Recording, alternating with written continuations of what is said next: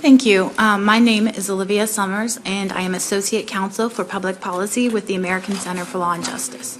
I am here today on behalf of the ACLJ and over 164,000 of our members, including nearly 2,000 from Maryland, who support the Woman's Right to Know Act. You have my full written testimony concerning the constitutional validity of HB 1075. On this International Women's Day, in these few minutes that I have, I would like to add a couple things to highlight the importance of the Women's Right to Know Act.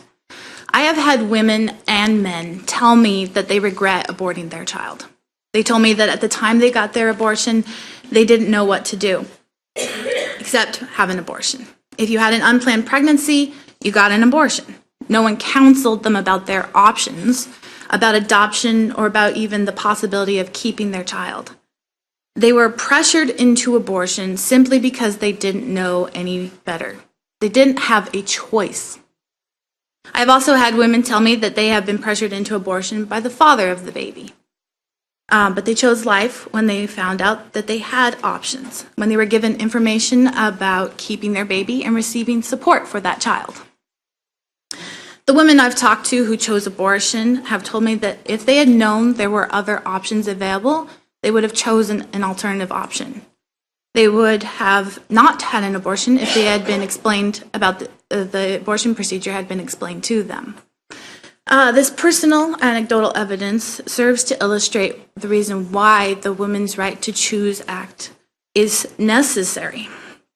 As an attorney and a woman who strongly values facts and information, I find the lack of transparency and clarity surrounding the abortion industry to be incredibly disturbing. Misinformation about abortion is rampant in American culture. Children are told that having an abortion is like going to the dentist's office, that it's normal and that it's what you do.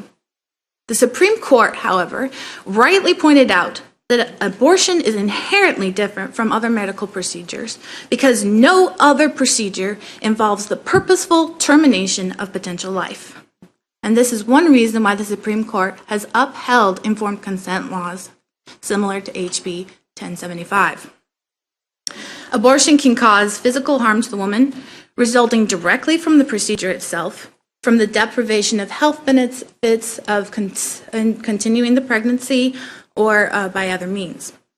Moreover, abortion can cause deep emotional anguish and sorrow when the woman comes to regret taking the life of her unborn child. There is no undoing abortion. It is an act that is intended to permanently end the life of an unborn child.